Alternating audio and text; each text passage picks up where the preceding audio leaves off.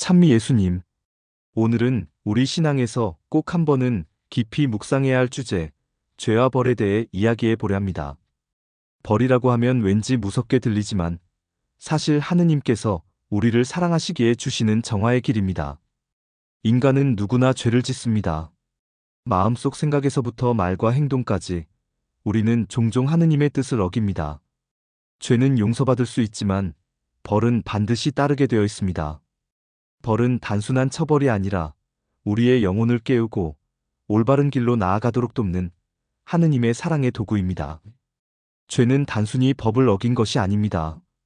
교회는 이렇게 가르칩니다. 죄는 하느님과 이웃에 대한 사랑을 거스르는 인간의 말, 행위, 욕망이다. 성경도 말합니다. 죄가 주는 품삯은 죽음이지만 하느님의 은사는 우리 주 그리스도 예수님 안에서 받는 영원한 생명이기 때문입니다. 죄는 우리를 죽음으로 몰고 가지만 하느님은 우리를 버려두지 않고 은총으로 다시 살려주십니다. 죄에는 두 가지 결과가 있습니다. 첫째, 영원한 벌, 즉 하느님과의 영원한 단절입니다. 우리가 흔히 말하는 지옥의 상태입니다. 둘째, 시간적 벌, 즉 죄가 영혼과 세상에 남긴 상처입니다. 고해성사를 통해 죄가 용서되면 영원한 벌은 사라집니다. 하지만 죄로 인해 생긴 상처는 여전히 남아있고 그 상처를 치유하고 회복하는 과정이 필요합니다. 이것이 바로 시간적 벌, 곧 보속입니다. 구약에서 다윗 임금은 무거운 죄를 지었습니다. 충성스러운 부하 우리아가 전장에 나가 있는 동안 그의 아내 바세바를 궁전으로 불러들여 임신하게 하였습니다. 그리고 그 사실을 숨기기 위해 여러 차례 회유하다 실패하자 끝내 그를 죽이고 맙니다. 하느님께서는 그런 다윗에게 예언자 나탄을 보내 꾸짖으십니다. 이제 내가 너를 거슬러 너의 집안에서 재앙이 일어나게 하겠다. 그러자 다윗이 겸손히 고백합니다. 제가 주님께 죄를 지었소. 나탄이 대답합니다. 주님께서 임금님의 죄를 용서해 주셨으니 임금님께서 돌아가시지는 않을 것입니다. 다만 임금님께서 이 일로 주님을 몹시 업신 여기셨으니 임금님에게서 태어난 아들은 반드시 죽고 말 것입니다. 다윗은 용서를 받았지만 그 죄가 남긴 결과는 겸손히 받아들여야 했습니다. 모세도 마찬가지였습니다. 이집트를 탈출하여 약속의 땅으로 가는 도중에 이스라엘 백성은 하느님과 모세에게 끊임없이 불평했습니다.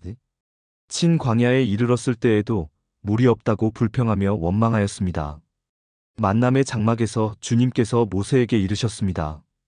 너는 지팡이를 집어들고 그들이 보는 앞에서 저 바위더러 물을 내라고 명령하여라. 백성들에게 화가 났던 모세는 주님의 명령을 제대로 수행하지 못했습니다. 그는 이렇게 말하며 지팡이로 바위를 2번 쳤습니다. 이 반항자들아, 우리가 이 바위에서 너희가 마실 물을 나오게 해주랴? 많은 물이 쏟아져 나왔지만 주님께서는 모세와 아론을 나무라셨습니다.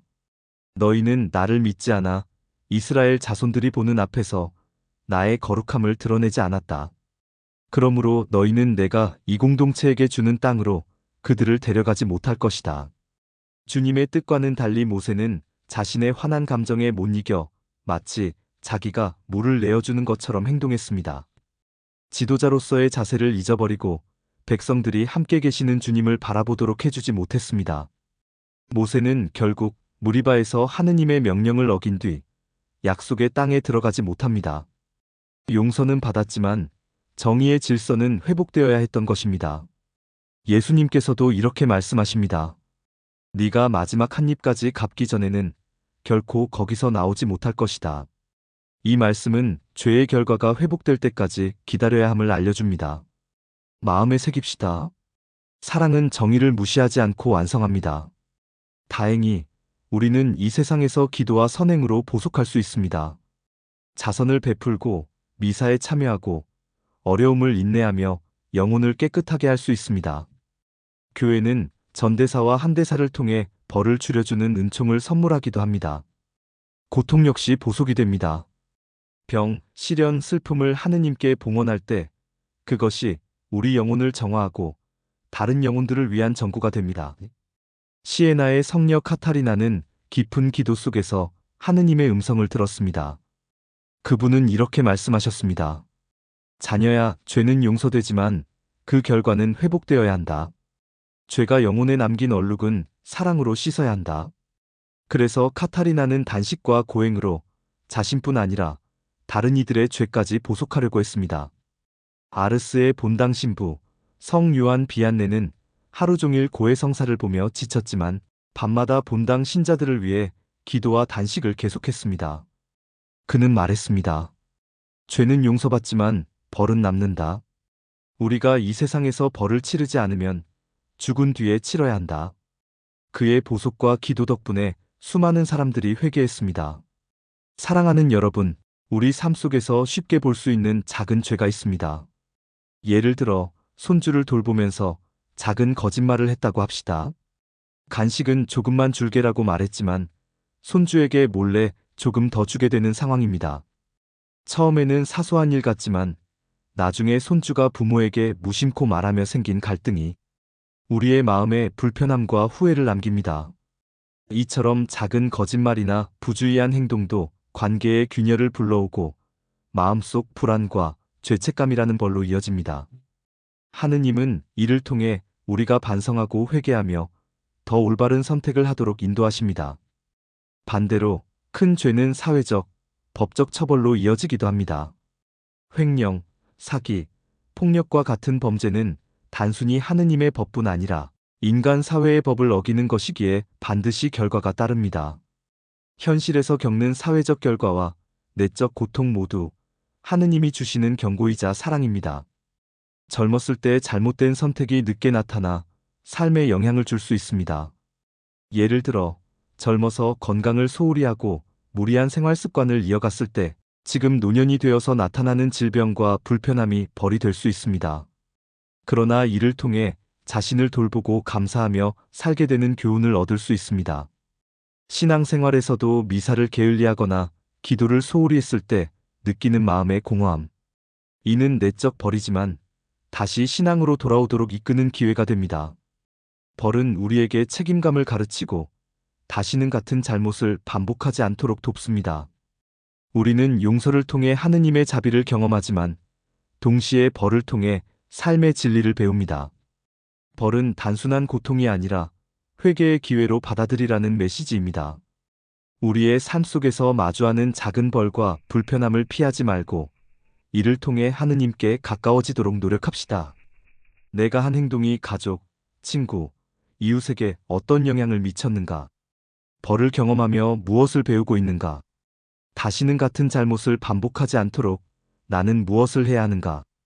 이 질문들을 마음속에 품고 오늘 하루, 한 주, 한 달 동안 나 자신과 주변을 돌아보십시오. 죄를 용서받는 기쁨과 벌을 통해 배우는 지혜를 동시에 경험할 수 있을 것입니다. 만약 우리가 이 세상에서 벌을 다 치르지 못한다면 죽은 뒤 연옥에서 마지막 정화를 겪습니다. 바오로 사도는 말합니다. 어떤 이가 그 기초 위에 지은 건물이 타버리면 그는 손해를 입게 됩니다. 그 자신은 구원을 받겠지만 불 속에서 겨우 목숨을 건지듯 할 것입니다. 그가 받는 것은 마치 불을 통과하는 것과 같습니다. 연옥은 하느님의 자비입니다. 완전히 깨끗해져서 하느님을 마주뵐 준비가 될 때까지 기다리는 장소입니다. 사랑하는 여러분, 하느님의 용서를 너무 쉽게 생각하지 맙시다. 용서는 시작일 뿐입니다. 우리는 남은 벌을 치르며 사랑으로 관계를 회복해야 합니다. 고해성사를 정기적으로 보십시오. 선행과 기도로 남은 벌을 줄이십시오. 고통을 하느님께 봉헌하십시오. 이렇게 할 때 우리의 영혼은 점점 더 깨끗해지고 천국의 기쁨을 준비하게 됩니다. 함께 기도합시다. 자비하신 주님, 저희 죄를 용서해 주시고 남은 벌까지 치를 힘을 주소서. 저희가 이 세상에서 깨끗이 정화되어 당신 나라에서 당신을 기쁨으로 뵙게 하소서. 주님의 이름으로 축복합니다. 아멘.